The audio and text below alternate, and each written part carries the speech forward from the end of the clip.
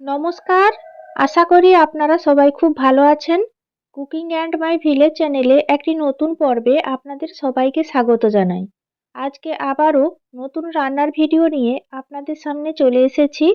আশা করি রান্নার ভিডিওটি আপনাদের ভালো লাগবে। আর আমার চ্যানেলটি এখনও পর্যন্ত সাবস্ক্রাইব করা না থাকলে সাবস্ক্রাইব করে পাশে থাকার অনুরোধ রইল। আজকে রান্না করব পাবদা মাছের সর্ষে ঝাল। আপনারা ভিডিওটি অবশ্যই শেষ পর্যন্ত দেখতে থাকুন। আশা করি রান্নার ভিডিওটি আপনাদের ভালো লাগবে।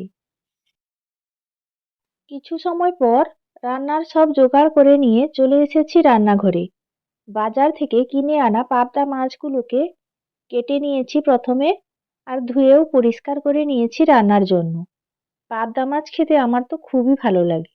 আর পাবদা মাছের ঝালে দেওয়ার জন্য নিয়েছি কিছুটা আলু। আলুগুলোকে মোটামুটি সরু করে আর লম্বা মতো করে কেটে পরিষ্কার জল দিয়ে বারবার ধুয়ে নিয়েছি। দেখতেই পাচ্ছেন এইভাবে আমি মোটামুটি কিছুটা সরু করে আলুগুলোকে কেটে নিয়েছি, আর একবার জল দিয়ে ধুয়ে নিচ্ছি। এই পর্যায়ে একটা বড় জায়গাতে মাছগুলোকে নিয়ে নিয়েছি লবণ হলুদ মাখানোর জন্য। মাছের মধ্যে দিয়ে দিলাম পরিমাণ মতো লবণ, আর দিয়ে দিচ্ছি পরিমাণ মতো হলুদের গুঁড়ো। এবার মাছে ভালোভাবে লবণ হলুদ মাখিয়ে নিচ্ছি। আর এই পাবদা মাছ ভাজার সময় খুব তেল ছিটকায়, তাই লবণ হলুদ মাখানোর সময় আপনারা অল্প পরিমাণে সর্ষের তেল মাছের সঙ্গে মাখিয়ে নিতে পারেন। আর না হলে মাছ ভাজার সময় তেলের মধ্যে অল্প লবণ দিয়ে দিলে আর তেল ছিটকাবে না। মাছে খুব ভালোভাবে লবণ হলুদ মাখানো হয়ে গেছে। এই পর্যায়ে মাছ ভাজার জন্য আমি কড়াই বসিয়ে দিয়েছি। কড়াই ভালোভাবে গরম করে নিয়ে দিয়ে দিলাম পরিমাণ মতো সর্ষের তেল, আর তেলের মধ্যে 1 চিমটে লবণ দিয়ে দিলাম, যাতে মাছ ভাজার সময় তেল না ছিটকায়। আর কড়াইতে ভালোভাবে খুন্তি দিয়ে তেল চাড়িয়ে দিচ্ছি, তাহলে মাছগুলো কড়াইতে লেগে যাবে না। আর তেল খুব ভালোভাবে গরম করে নিয়েছি মাছ ভাজার জন্য। এবার লবণ হলুদ মাখানো পাবদা মাছগুলো এক এক করে তেলের মধ্যে দিয়ে দিচ্ছি। একসঙ্গে সব মাছ ভাজবো না, 3 পিস করে মাছ আমি ভেজে নেব। মাছগুলো ভাজা হতে থাক। মাছের একদিক ভাজা হলে তারপর উল্টে দেব। কিছু সময় পর মাছের একদিক ভাজা হয়ে গেছে। এবার মাছগুলোকে ধীরে ধীরে উল্টে দিচ্ছি, আর এইভাবে উল্টে পাল্টে মাছের 2 দিক আমি ভালো করে ভেজে নেব। প্রথম দফায় পাবদা মাছগুলো লাল করে ভেজে নিয়েছি। তেল ঝারিয়ে একটা বাটিতে মাছগুলোকে তুলে নিলাম। একইভাবে বাকি মাছগুলো আমি তেলের মধ্যে দিয়ে দিচ্ছি, আর একইভাবে সব মাছ ভালো করে ভেজে নিচ্ছি।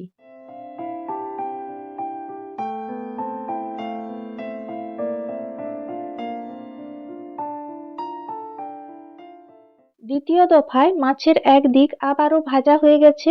ধীরে ধীরে মাছগুলোকে আমি উল্টে দিচ্ছি, আর এই মাছগুলোকেও 2 দিক উল্টে পাল্টে ভালো করে আমি ভেজে নেব।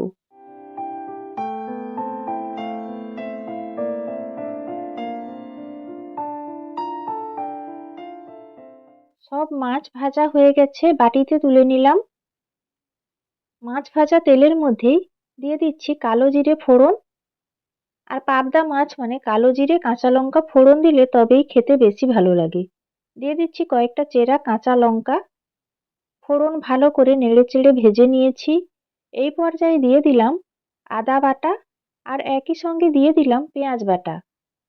এবার আদা বাটা ও পেঁয়াজ বাটা ভালো করে কষিয়ে নিচ্ছি, যাতে কাঁচা গন্ধটা চলে যায়।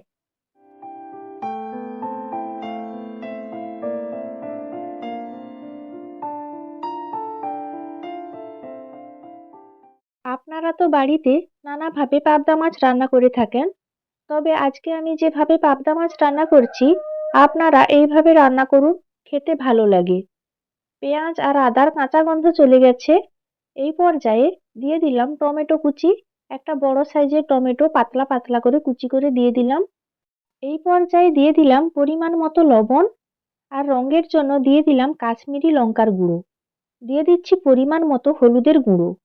গুঁড়ো মশলা ও লবণ দেওয়ার পর আবারও নাড়াচাড়া করে ভালোভাবে মশলা কষিয়ে নিচ্ছি।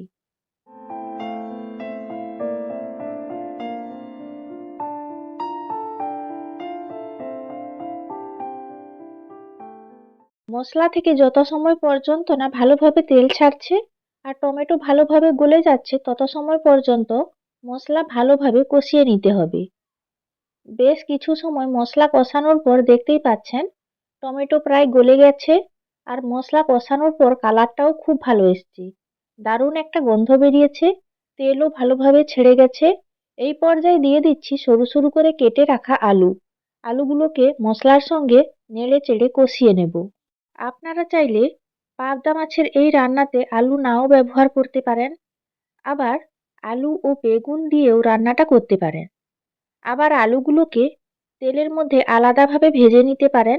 আমি আলাদাভাবে আলুগুলোকে তেলের মধ্যে ভাজিনি, মশলার সঙ্গে নেড়েচেড়ে কষিয়ে নিচ্ছি।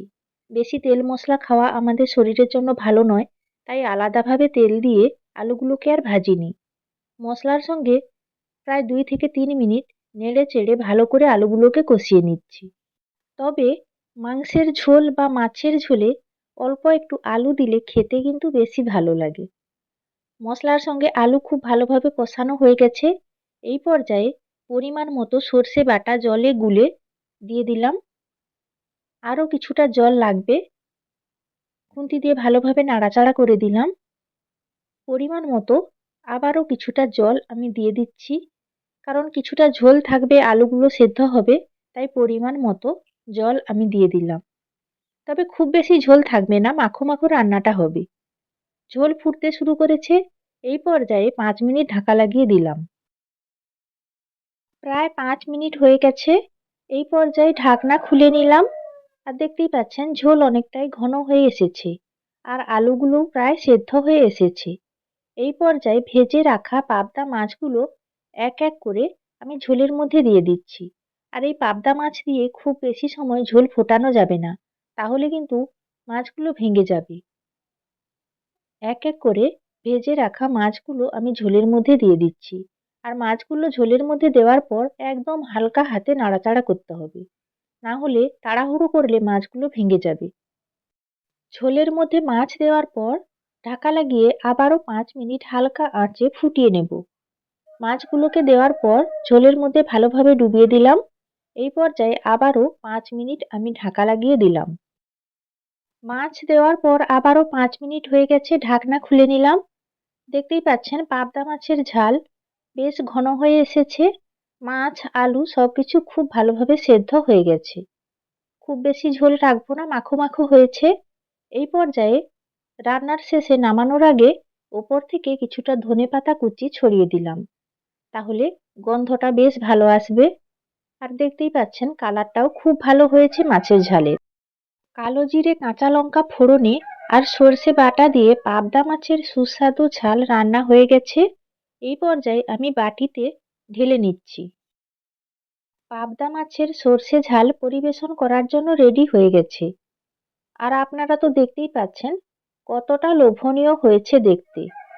আশা করি খেতেও ভালো লাগবে। আপনারাও বাড়িতে এইভাবে পাবদা মাছের সর্ষে ঝাল রান্না করুন, খেতে দুর্দান্ত লাগবে। আশা করি পাবদা মাছ রান্নার ভিডিওটি আপনাদের ভালো লেগেছে।